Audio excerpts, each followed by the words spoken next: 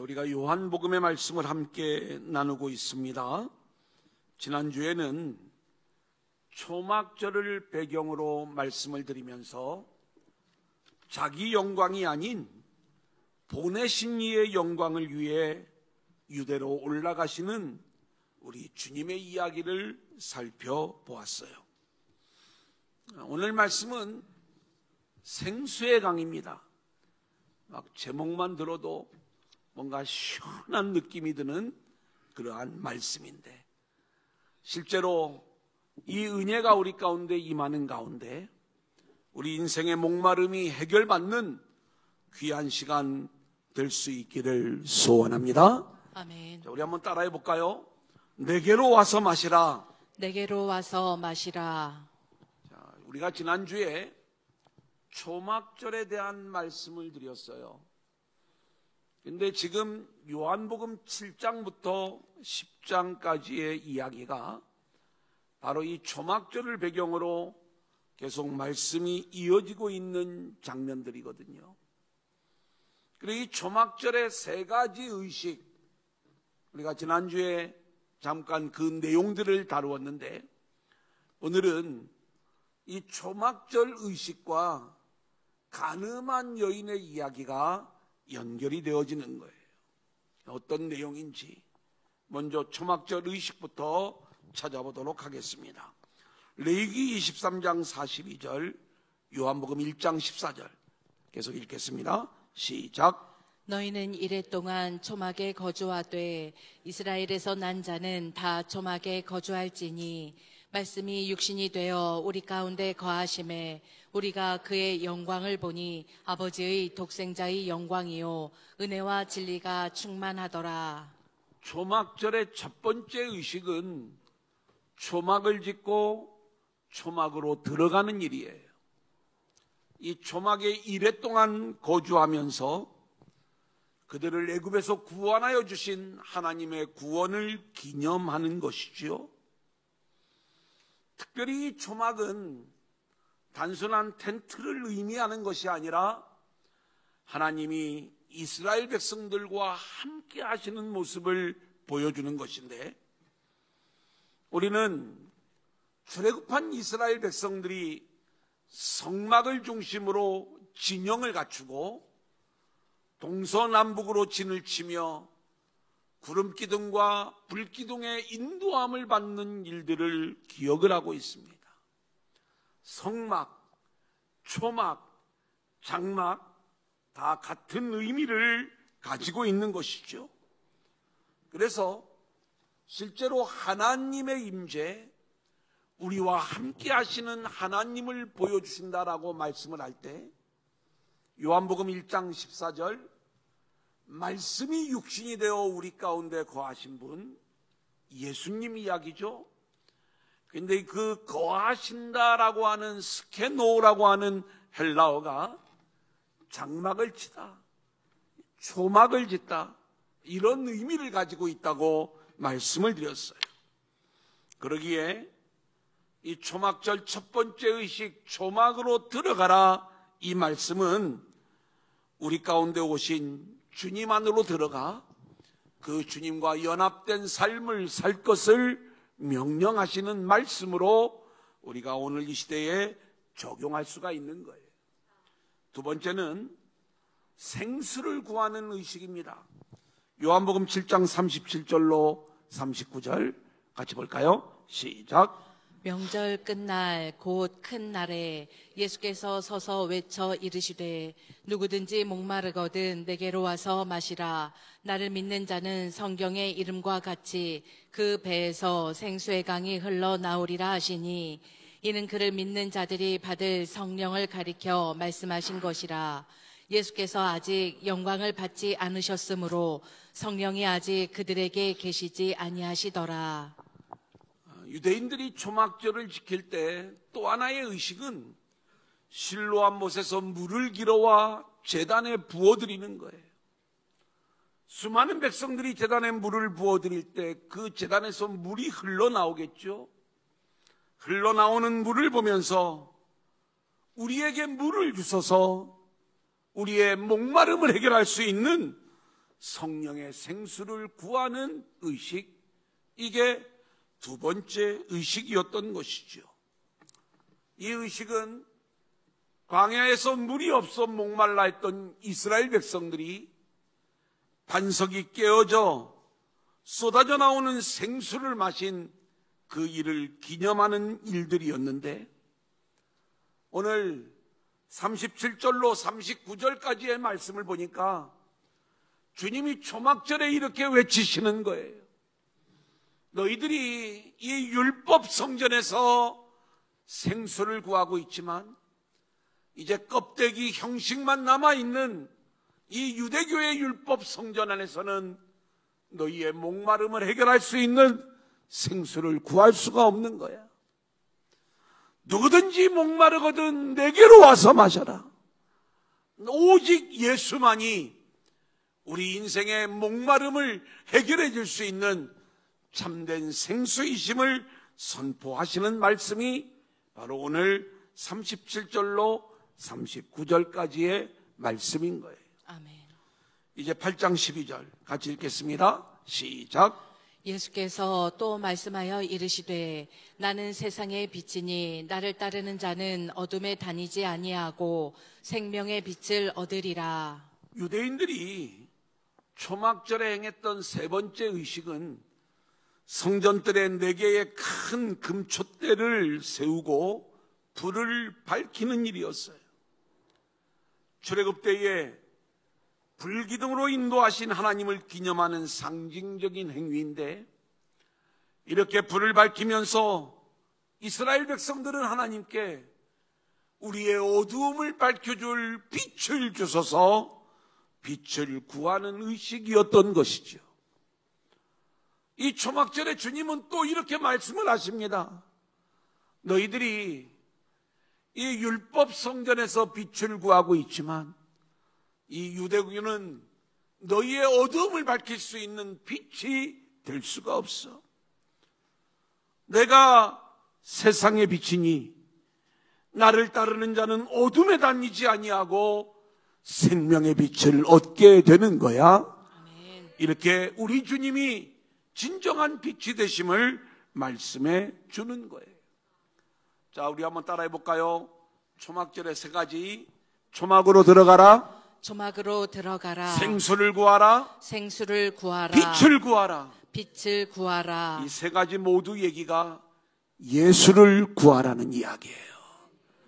바로 그 내용을 담고 있는 이 초막절 의식, 이 의식이 오늘 간음한 여인의 이야기와 연결이 되어지는 거예요. 요한복음의 구절을 보면 정말 이 요한복음을 쓴 사람은 천재입니다. 정말 말씀을 묵상하고 연구하면 연구할수록 이건 도저히 사람의 작품이 아닌 거예요.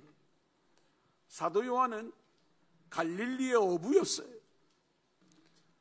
머리가 태어날 때부터 천재는 아니었겠죠. 뭔가 나름 괜찮은 집안의 어부였지만 제대로 교육을 받을 수 없는 그러한 상황 속에서 어떻게 이렇게 어마어마한 복음서를 쓸 수가 있었는가? 바로 성령께서 이 요한을 사로잡으시고 그리고 이 하늘의 놀라운 비밀의 복음을 우리 가운데 전하여 주신 줄로 믿습니다. 왜 이렇게 제가 놀라냐면 계속 이 요한복음을 진행할 때마다 우리는 사도 요한의 문서에 요한복음만 있는 게 아니라 요한 1, 2, 3서 그리고 요한계시록까지 있는 걸 보게 되잖아요. 요한계시록을 말씀을 드릴 때 이건 복음의 완성을 위한 말씀이기 때문에 숨겨놓을 책이 아니라 우리가 반드시 읽어야 될 말씀이라고 제가 강해를 해드린 적이 있습니다. 이 요한복음은요, 훨씬 더 강력한 복음의 빛을 우리 가운데 보여주는데, 처음 시작부터 창세기의 첫째 날부터 7째 날까지의 이야기가 그 안에 숨겨져 있는 거예요. 야곱의 모티브가 아주 강력하게 등장을 하는 거예요. 단순히 7가지 표적이 그냥 나열되어져 있는 것이 아니라 여기에 예수님을 향한 우리의 믿음을 점점 붙잡아 갈 수 있도록 우리를 이끌어가고 있는 거예요. 특별히 요한복음 7장부터 10장까지는 초막절 이야기인데, 우리 주님이 초막절에 생수라고 말씀을 드렸잖아요. 그 생수이신 주님이 가늠한 여인에게 이 생수의 은혜를 쏟아부어 주시는 사건이 오늘 우리가 공부하는 바로 가늠한 여인을 용서해 주시는 사건이에요. 초막절에 우리 주님이 빛으로 오셨다고 말씀을 드렸잖아요. 나는 세상의 빛이다. 빛으로 오신 주님이 우리의 어두움을 밝혀주시는 사건이 요한복음 9장에 나오는 날 때부터 맹인된 자의 눈을 뜨게 해주시는 사건이에요. 10장의 말씀을 보면 나는 선한 목자다, 우리 주님이 말씀을 하세요. 우리 주님이 선한 목자가 되셔서 광야의 백성들을 가나안 땅으로 인도해 주시는 참된 목자가 되심을 선포해 주시는 말씀. 그러기에 우리가 7장부터 10장까지의 말씀을 쭉 읽어가면서 표면적으로 그 내용들을 읽기만 하면 그 안에 담겨져 있는 이 초막절에 담긴 복음을 놓칠 수가 있지만, 우리가 이 전체적인 구조 안에서 이 내용들을 읽어 나갈 때에 얼마나 심오한 복음이 이 안에 담겨져 있는가, 우리가 그 내용을 보게 된다는 것이죠. 특별히 생수로 이 땅에 오신 예수님, 우리는 이 이야기를 요한복음 2장에 물로 포도주를 만드신 사건, 또 요한복음 4장에 수가성 여인의 목마름을 해결해 주신 사건, 그리고 요한복음 6장, 5장, 6장에서 우리는 오병이어의 기적과 그리고 이 기적의 내용들을 해결해 주신 우리 주님의 이야기를 통해서 우리가 알게 되는 것, 주님은 우리의 목마름을 해결해 주신 그 생수로 우리 가운데 오신 분임을 말씀해 주는 거예요. 자, 우리 요한복음 4장 14절 15절 같이 읽을까요? 시작. 내가 주는 물을 마시는 자는 영원히 목마르지 아니하리니 내가 주는 물은 그 속에서 영생하도록 솟아나는 샘물이 되리라. 여자가 이르되 주여 그런 물을 내게 주사 목마르지도 않고 또 여기 물 기르러 오지도 않게 하옵소서. 수가성 여인에 대해서 우리가 오해하지 말자고 말씀을 드렸어요. 이 수가성 여인은 메시아를 기다리는 여인, 참된 예배를 갈망하는 여인이었어요. 문제는 예수님만이 이 여인의 목마름을 해결해 줄 수 있었는데, 예수님이 아닌 다른 곳에서 목마름을 해결하려고 했던 것, 성경은 이것을 간음이라고 이야기를 하고 있는 거예요. 오늘 본문에 이 간음한 여인의 이야기도 단순히 우리는 육적 간음자의 기준으로만 볼 것이 아니라 오늘 우리를 향한 말씀으로 들을 수 있어야 되는데, 바로 이렇게 다른 곳에서 이 목마름의 문제를 해결받으려고 했던 수가성 여인, 우리 주님이 찾아가셔서 이 여인에게 성령의 생수를 쏟아 부어 주시고, 그리고 그 목마름을 해결해 주었을 때 이 여인은 내가 메시아를 만났다 고백을 하면서 더 이상 물동이를 다른 곳에서 목마름을 해결하기 위해 이고 다녔던 물동이를 내어던지고 이 예수를 전하는 자로 바뀌어지는 놀라운 이야기를 우리는 이미 공부를 한 거예요. 다음 요한복음 6장을 보면 이 오병이어의 기적과 이 기적을 풀어주시는 이야기 속에 우리 주님은 생명의 떡이라고 이야기를 하면서 나를 믿는 자는 영원히 목마르지 아니하리라. 목마름의 문제로 생명의 떡을 풀고 있는 걸 보게 되는 거예요. 32절로 35절 같이 읽겠습니다. 시작. 예수께서 이르시되 내가 진실로 진실로 너희에게 이르노니 모세가 너희에게 하늘로부터 떡을 준 것이 아니라 내 아버지께서 너희에게 하늘로부터 참떡을 주시나니 하나님의 떡은 하늘에서 내려 세상에 생명을 주는 것이니라. 그들이 이르되 주여 이 떡을 항상 우리에게 주소서. 예수께서 이르시되 나는 생명의 떡이니 내게 오는 자는 결코 줄이지 아니할 터이요 나를 믿는 자는 영원히 목마르지 아니하리라. 예, 우리 주님은 하늘로부터 내려온 생명의 떡인데 나를 믿는 자는 영원히 목마르지 아니하리라. 내게 오는 자는 결코 줄이지 아니하리라. 여러분, 결국 이 목마름의 이야기는 어떻게 해결될 수 있는가? 우리는 철저히 예수님의 십자가의 보혈을 마시는 자만이 아멘. 이 목마름의 문제가 해결될 수 있다는 것을 사도 요한은 요한복음 2장 물로 포도주를 만드는 사건, 요한복음 4장 수가성 여인의 이야기, 요한복음 6장 이 오병이어의 생명의 떡 이야기를 통해서 예수님께서 십자가에서 흘렸던 그 십자가의 보혈이 참된 생수임을 말씀해 주고 계시는 거예요. 자, 그러면서 내게로 와서 마셔라 이렇게 말씀하죠. 시편 42편 1절 그리고 37절 하반절 같이 보겠습니다. 시작. 하나님이여 사슴이 시냇물을 찾기에 갈급함같이 내 영혼이 주를 찾기에 갈급하니이다. 누구든지 목마르거든 내게로 와서 마시라. 우리 인생에는 수많은 종류의 목마름이 있어요. 우리는 뭔가 결핍이 되고 굶주리고 갈증을 느낄 때 목마름이라는 단어로 표현을 하는데, 육신의 목마름, 재물의 목마름, 영혼의 목마름, 이것이 우리 인생들이 느끼는 목마름의 문제인 거예요. 근데 가장 중요한 것, 우리 인생의 본질적인 목마름은 영혼의 목마름의 문제인 줄로 믿습니다. 그 영혼의 목마름의 문제를 해결받는 일, 바로 십자가에서 우리를 위해 보혈의 생수를 쏟아부어 주신 우리 주님으로 인하여 우리는 목마름의 문제를 해결받을 수 있는 거예요. 아멘. 아멘. 사랑하는 여러분, 우리 주님은요, 십자가에 달리셔서 다 이루었다 이렇게 말씀을 하셨지만 그 이전에 우리를 위하여 온몸의 물과 피를 다 쏟아내 주신 거예요. 당신은 목마르지 않는 분이에요.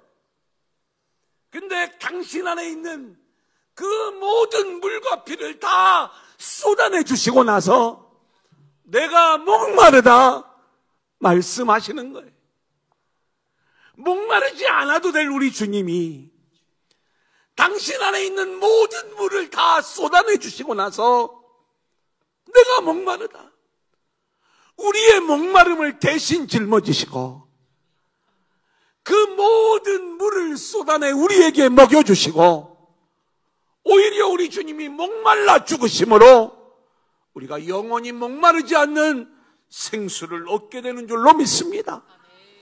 그래서 우리 주님이 누구든지 목마르거든 내게로 와서 마셔라, 이 엄청난 말씀을 선포하고 계시는 거예요.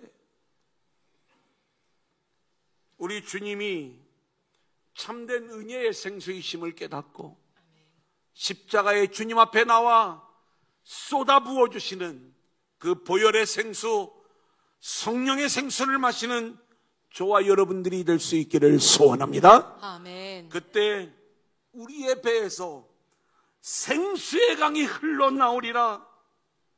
여러분 생각해 보세요. 우리의 배는요, 세상 것으로 탐욕으로 가득 차 있는 것, 이게 우리의 배. 우리에게서 나올 수 있는 것은 세상의 더러운 찌꺼기들, 이 탐욕들만이 나올 수밖에 없는데, 보혈의 생수가 부어진 인생들은 이 모든 탐욕들이 다 제거되어지고 우리의 심령 깊은 곳까지 성령의 생수가 차고 넘쳐 이제 그 생수의 강이 흘러나오게 되는 줄로 믿습니다. 아멘.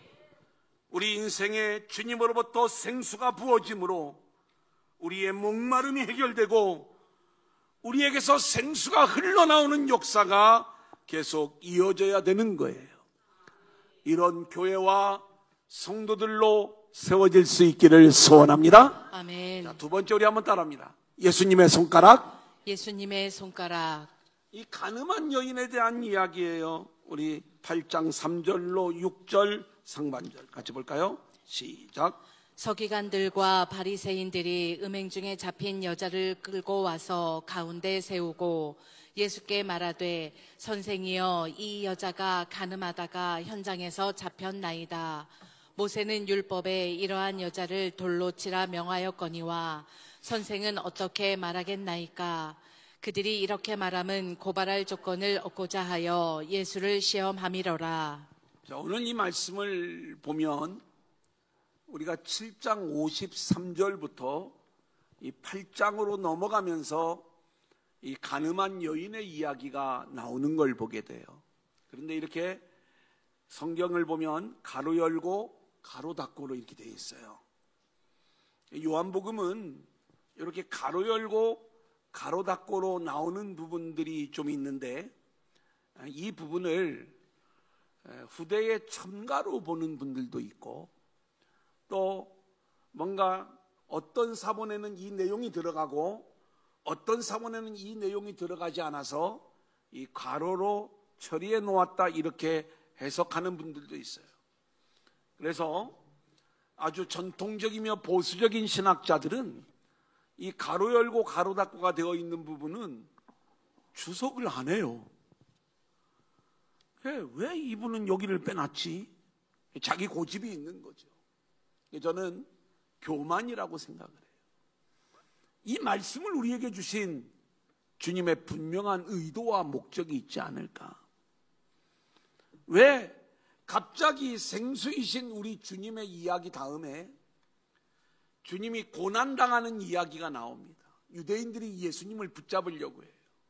제가 이 장면을 왜 건너뛰었냐 하면 우리가 니고데모 공부할 때 그 본문을 잠깐 다루었기 때문에 이제 그 장면을 뛰어넘어서 지금 이 말씀으로 나아가는 건데, 예수님을 붙잡아 죽이려고 하는 그러한 유대교 분위기 속에서 오늘 말씀을 보면 서기관들과 바리새인들이 예수님을 올무에 걸리게 하려는 목적으로 가늠한 여인을 붙잡아 온 거예요. 그리고 주님께 묻습니다. 이 여인을 어떻게 처리를 할까요? 목적은 진정한 가르침을 얻기 위한 목적이 아니라 주님을 올무에 걸리게 하려는 그 목적이었던 거예요. 만일 율법대로 돌로 쳐라 이렇게 말씀한다면 주님은 지금까지 죄인들을 사랑하고 그리고 늘 사랑으로 모든 사람을 대한다는 그러한 주님의 가르침이 거짓된 사랑임이 드러나는 것이고, 반대로 율법에는 돌로 치라고 되어 있지만 사랑으로 용서해줘라 이렇게 말씀하신다면 예수님은 율법을 무시하는 자요 율법을 무너뜨리는 자로 낙인 찍히게 되는 것이죠. 그래 이 서기관들과 바리새인들이 자신들의 목적, 예수님을 올무에 걸려 넘어뜨리려는 목적으로 하나님의 말씀을 이용해 먹고 있는 거예요. 사랑하는 여러분, 우리가 얼마나 이러한 오류를 범하고 있는지 몰라요. 말씀을 우리의 목적을 위해 이용하려고 하는 것이 아니라 우리는 말씀이 뭐라 말씀하시든지 그대로 붙잡고 순종하는 자들로 세워져야 될 줄로 믿습니다. 아멘. 자, 이런 관점에서 우리가 오늘 예수님의 손가락을 생각하고자 하는 거예요. 자, 6절 하반절부터 9절까지 같이 읽어볼까요? 시작. 예수께서 몸을 굽히사 손가락으로 땅에 쓰시니 그들이 묻기를 맞이 아니하는지라. 이에 일어나 이르시되 너희 중에 죄 없는 자가 먼저 돌로 치라 하시고 다시 몸을 굽혀 손가락으로 땅에 쓰시니 그들이 이 말씀을 듣고 양심의 가책을 느껴 어른으로 시작하여 젊은이까지 하나씩 하나씩 나가고 오직 예수와 그 가운데 섰는 여자만 남았더라. 서기관들과 바리새인들이 예수님께 묻는 거예요. 모세는 율법에 이러한 여자를 돌로 치라 명하였는데 우리가 어떻게 할까요? 돌로 칠까요? 예수님이 상당히 곤란해졌어요. 갑자기 몸을 굽혀서 땅에 손가락으로 뭐라고 쓰시는 거예요. 굉장히 궁금하죠. 뭐라고 썼는지. 성경은 뭐라고 썼는지를 얘기해 주지를 않아요. 그리고 나서 다시 일어나 가지고 하시는 말씀이 너희 중에 죄 없는 자가 먼저 돌로 쳐라. 이렇게 말씀을 하는 거예요. 그리고 나서 또 한 번 손가락으로 몸을 굽혀서 땅바닥에다가 뭐라고 쓰셨다. 이렇게 말씀을 하고 있어요. 학자들이 너무 궁금하잖아요. 뭐라고 쓰셨을까? 이게 여러 학설들이 있습니다. 그런데 정답은 모른다예요. 근데 제가 한 가지 힌트를 얻은 사건이 있어요. 누군가가 십계명을 거기에 기록해 놨을 것이고, 그리고 그 십계명의 말씀을 통해서 양심의 가책을 느낀 자들, 결국 그 계명을 지키지 못한 죄인임을 깨닫고 그 양심의 가책을 느껴 다 그 자리를 떠나갔을 것이다. 이렇게 이야기를 하는 그러한 해석을 보면서 어떤 생각이 떠올랐냐면 그 그림이 보여지는 거예요. 또 참 하나님이 그 인사이트를 주시는 게 참 놀랍지요. 뭐냐면 예수님의 두 번의 손가락, 이게 하나님의 두 번의 손가락과 연결이 되어지는 거예요. 그리고 가늠한 여인, 그리고 가늠한 이스라엘 백성들이 연결이 되어지는 거예요. 돌을 내려놓고 다 떠나간 이 유대인 무리들. 근데 모세가 첫 번째 돌은 던져버리는 거예요. 하나님이 던지시는 거죠. 이스라엘을 향하여 우리가 알아야 될 이 놀라운 복음의 이야기가 있어요. 좀 뭔가 금방 우리 머릿속에 이 그림이 좀 그려졌으면 좋겠는데, 보세요. 예수님이 땅바닥에 뭐라고 쓰셨는지는 모르지만 우리는 출애굽기 32장에 등장하는 이 금송아지 사건을 우리가 기억을 해요. 이때 모세는 시내산에 올라 하나님으로부터 십계명의 말씀을 받는 그 엄중한 순간이에요. 하나님께서 돌판에다가 직접 하나님의 손가락으로 이 계명을 써주셨는데, 산 아래에 가늠한 이스라엘 백성들이 있는 거예요. 이 말씀이 그대로 적용이 되면 이들은 돌에 맞아 죽어야 되는 자들이에요. 근데 하나님이 이 모세의 첫 번째 돌판을 부숴버려요. 그리고 이스라엘 백성들을 용서해 주는 거예요. 다시 돌판을 하나 만들고 모세가 올라가서 다시 주님이 손가락으로 하나님께서 이 두 번째 십계명 돌판을 주시는 이야기. 하나님이 한 번 쓰셨다가 붓기고 또 한 번 쓰시는 그 역사 속에서 가늠한 이스라엘 백성들이 다시 살아나는 이야기와 오늘 뭐라고 쓰시고 돌로 쳐라. 그런데 다 돌을 내려놓고 도망갔어요. 떠나갔어요. 다시 뭐라고 손가락으로 쓰시는데 그 내용을 우리가 알 수는 없지만 우리는 구약의 바로 이 금송아지 사건과 그때 두 번의 하나님의 손가락, 그리고 오늘 가늠한 여인과 두 번의 예수님의 손가락이 우리가 오버랩 되어지면서 이 속에 담겨져 있는 우리 주님의 생수 이야기를 보게 되는 거예요. 여러분 보세요. 주님이 두 번째 뭐라고 쓰신 다음에 다 떠나갔을 때에 아직 이 여인에게는 문제가 남았어요. 어떤 문제가 남았냐? 이 여인을 돌로 쳐서 죽일 수 있는 분이 이 여인 앞에 있는 거예요. 누구예요?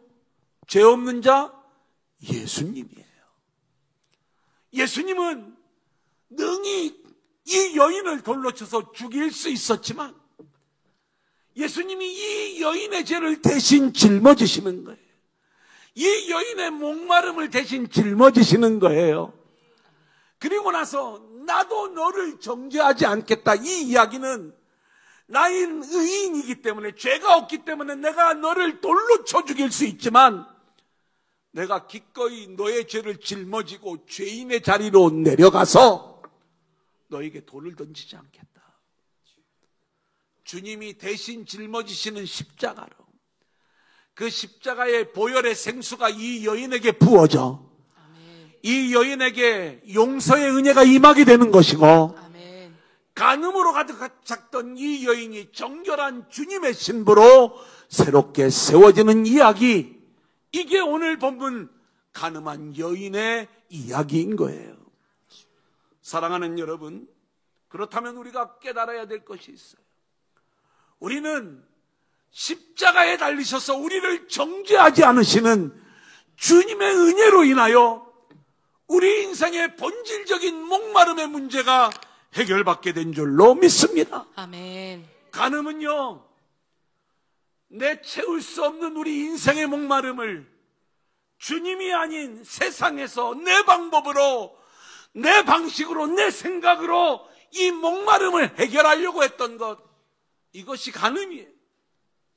오늘 본문에 등장하는 이 간음한 여인, 그 여인의 전조가 수가성 여인의 모습으로 나오는데, 이 여인은 이 남편 저 남편을 골라다녔다는 그러한 의미가 아니라 그 영혼의 목마름을 위하여 다른 것을 구했던 것, 이것이 다른 남편들이었고, 오직 주님만이 그의 남편이 되었을 때 그는 영원히 목마르지 않는 생수를 얻게 되는데, 우리 주님은 십자가의 보혈의 생수를 우리를 위하여 쏟아 부어주심으로 우리에게 영원히 목마르지 않는 생수를 주시는 분임을 이 복음서를 통해 놀랍게 우리에게 말씀해주고 있는 내용 아닙니까?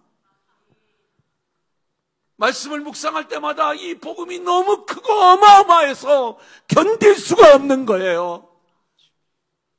저와 여러분의 인생에 참된 목마름의 문제를 깨닫고 아멘. 주님 앞에 나와 참된 생수의 은혜를 누리시되 아멘.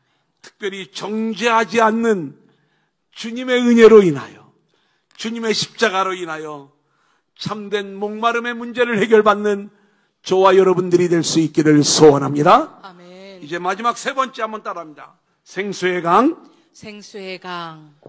자, 우리 창세기 2장 10절 우리 한번 같이 읽겠습니다. 마지막 페이지 강의 시작. 강이 에덴에서 흘러나와 동산을 적시고 거기서부터 갈라져 내 근원이 되었으니. 여러분, 이 생수의 강의 이야기는 오늘 요한복음 7장 8장에만 나오는 이야기가 아니라 성경에 바로 이 생수의 강이 어떤 강인가를 보여주는 말씀이 창세기부터 요한계시록까지 계속 이어지고 있어요. 이 에덴에 생명수의 강이 흐르고 이 강이 온 에덴을 적시면서 그 강이 흘러나오죠. 이게 바로 성령의 생수가 충만하고 그 성령의 생수가 흘러나오는 하나님 나라를 보여주는 그림인 거예요. 자, 출애굽기 17장 6절 같이 보겠습니다. 시작. 내가 호렙산에 있는 그 반석 위 거기서 내 앞에 서리니 너는 그 반석을 치라. 그것에서 물이 나오리니 백성이 마시리라. 모세가 이스라엘 장로들의 목전에서 그대로 행하니라. 고린도전서 10장 4절 이 말씀에 대한 해석이죠. 시작. 다 같은 신령한 음료를 마셨으니 이는 그들을 따르는 신령한 반석으로부터 마셨음에 그 반석은 곧 그리스도시라. 우리는 출애굽한 이스라엘 백성들이 광야에서 목마름의 문제로 인하여 하나님과 모세를 원망했을 때에 하나님께서 무리바 반석을 깨뜨리시면서 그 반석에서 생수가 터져 나오는 이야기, 그리고 목마름을 해결받는 이야기를 우리가 볼 수가 있었어요. 사도 바울은 이 반석이 바로 예수님이시다. 죄로 인하여 우리가 깨지고 터져야 되는데 반석이신 예수님이 우리의 죄를 대신 짊어지시고 깨어지심으로 우리를 위한 생수를 쏟아내 부어주셨다, 이렇게 말씀하고 있는 거예요. 열왕기상 18장 35절입니다. 시작. 물이 제단으로 두루 흐르고 도랑에도 물이 가득 찼더라. 엘리야의 제단에 대한 이야기예요. 여러분, 이 본문을 읽을 때마다 좀 이상하죠. 왜냐하면 바알 선지자와 엘리야가 서로 대결을 벌이는 거예요. 어느 제단에 불이 임하는가? 그러면 불이 임해서 이 재물을 불살리려면 여기에 물이 부어지면 곤란한 거예요. 그런데 엘리야의 제단에는 12통의 물이 부어지는 거예요. 이것이 도랑을 가득 채우고 흘러나오는 거예요. 무너진 여호와의 제단을 수축하는 것인데 여호와의 제단은 이렇게 생명수가 흘러나오는 것임을 우리에게 보여주고 있는 거예요. 아멘. 이것이 에스겔 성전에도 그대로 드러나고 있죠. 에스겔 47장 1절입니다. 시작. 그가 나를 데리고 성전문에 이르시니 성전의 앞면이 동쪽을 향하였는데 그 문지방 밑에서 물이 나와 동쪽으로 흐르다가 성전 오른쪽 제단 남쪽으로 흘러내리더라. 성전에서 흘러나오는 물이 큰 강을 이루게 되는데 이 물이 닿는 곳마다 생명의 역사가 나타나는 것, 이게 성전으로부터 흘러나오는 생수의 강의 역사인 것이고, 계시록에 이것이 완성된 모습이 나오지요. 22장 1절로 2절 시작. 또 그가 수정같이 맑은 생명수의 강을 내게 보이니 하나님과 및 어린 양의 보좌로부터 나와서 길 가운데로 흐르더라. 강 좌우에 생명나무가 있어 12가지 열매를 맺되 달마다 그 열매를 맺고 그 나무 잎사귀들은 만국을 치료하기 위하여 있더라. 아멘. 결국 이 생명수가 어디에서 나오는 물인가? 하나님과 어린 양의 보좌로부터 흘러나오는 생수의 강임을 보여주고 있는 거예요. 아멘. 사랑하는 여러분, 우리 두란노 공동체가, 우리 성도님들과 우리의 교회가 이렇게 생수의 강이 흘러나오는 교회와 성전이 될 수 있기를 소원합니다. 아멘. 오늘 일부 예배 때 설교를 하고 나니까 한 권사님이 오셔서, 목사님, 제가 우리 교회 제단에서 흘러나오는 생수를 환상으로 봤잖아요. 뭐 아멘도 못해요. 그 고백을 저한테 했던 적이 있거든요. 얼마나 또 감사한지. 생수의 강은 본질적으로 성령의 충만한 역사를 말하는 거예요. 믿는 사람에게 성령이 임하시면 그 사람의 속사람의 깊은 곳이 성령으로 충만해지는 것이고, 그곳에서부터 성령의 생수가 흘러나오는데 이 생수는 생명을 주고 생명을 회복시키는 하나님의 능력, 하나님의 은혜가 되는 거예요. 왜 강이라고 표현하고 있는가? 계속 흐르고 흘러나오기 때문인 거예요. 성령은 한 번만 역사하시는 것이 아니라 지속적으로 역사하시는 분이신 줄로 믿습니다. 이 강물이 흐르면 주변에 생명이 살아나는데, 그러기에 성령 충만한 사람은 자기만 은혜 받는 것이 아니라 자신을 통하여 이 성령의 생수가 흘러나와 다른 사람도 살리는 통로가 되는 줄로 믿습니다. 예수님을 믿고 예수님께 나와 은혜의 생수를 마실 때 그 안에서 성령께서 살아 역사하시기 때문에 그 사람을 통해 성령의 생명력, 성령의 능력, 사랑, 말씀의 감동이 흘러가 수많은 영혼들을 살리게 되는 줄로 믿습니다. 이것이 왜 중요한가? 나는 종교적 신앙인인가? 아니면 복음적 신앙인인가? 우리가 구원받을 만한 믿음이 있는가가 바로 우리 안에 생수의 강이 흘러나오는가에 의하여 구별되기 때문에 그런 거예요.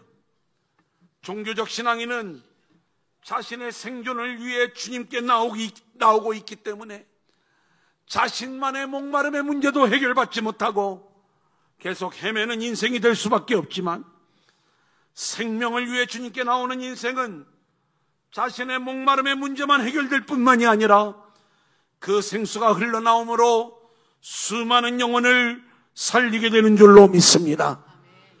예수님이 주시는 생수, 십자가의 보혈, 성령의 생수, 단지 나의 목마름만을 해결해 주는 것이 아니라 내 안에서 강이 되어 흘러나와 수많은 영혼을 살리는 능력이 된다는 것, 이것을 기억하면서 그 생수의 은혜로 충만한 생수의 강의 역사가 나타나는 저와 여러분들이 될 수 있기를 주님의 이름으로 간절히 축원합니다. 아멘.